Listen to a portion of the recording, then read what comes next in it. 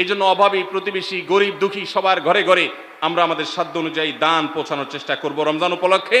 এটা রমজানের 19 নম্বর স্পেশাল আমল, বিশেষ আমল। 20 নম্বর রমজানের কর্মসূচি হলো ভোর রাতে দোয়া করা। কারণ সারা বছর ভোর রাতে তাহাজ্জুদের নামাজ পড়া বা দোয়া করার সুযোগ আমাদের হয় না, কিন্তু রমজানের সাহরি খেতে তো এমনি ওঠেন, অতএব এই টাইমে দোয়া কবুল হয়। 24 ঘন্টার ভিতরে দোয়া কবুলের সবচেয়ে মোক্ষম সুযোগ, সবচেয়ে আদর্শ সময় হলো এই তাহাজ্জুদের সময়টা। ভাইরা আমার, ঢাকার একটি বড় কোম্পানি, বাংলাদেশের সবচেয়ে বড় শিল্প প্রতিষ্ঠান বললে ভুল হয়তো হবে না, অন্তত এটুকু বলা যায় যে প্রথম 3-4টি বড় প্রতিষ্ঠানের একটি। এরকম একটা প্রতিষ্ঠানের একজন কর্মকর্তা বছর 2-3 আগে আমার সাথে হঠাৎ দেখা।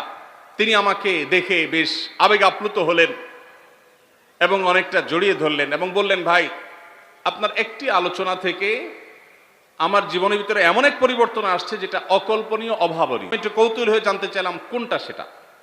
তখন তিনি বললেন, ভাই, আমার জীবনে এমন একটা রোগ হয়েছে, যেই রোগ ট্রিটমেন্ট করার জন্য দেশে বিদেশে বিভিন্ন জায়গায় গিয়েছি, কোনো চিকিৎসা এর আমি পাইনি। শেষ পর্যন্ত আশাহত হয়ে চাকরি ছেড়ে দিয়ে, শহর ছেড়ে দিয়ে গ্রামে গিয়ে বসবাস করা শুরু করছি এবং মৃত্যুর জন্য অপেক্ষা করছি। এর মধ্যে আপনার একটা আলোচনার ক্লিপ আমার চোখের সামনে আসলো সোশ্যাল মিডিয়ায়, তো এটা শুনলাম। সে আলোচনাটা ছিল আল্লাহর কাছ থেকে অসাধ্য সাধন করার সময় হলো ভোর রাত তাহাজ্জুদের সময়। আমি এই আলোচনা পুরোটা শোনার পর ওই রাতেই আমি ঘুম থেকে উঠে ভোর রাতে তাহাজ্জুদ পড়ে আল্লাহর কাছে বুক ভাসিয়ে মন ভরে কাঁদলাম, দোয়া করলাম।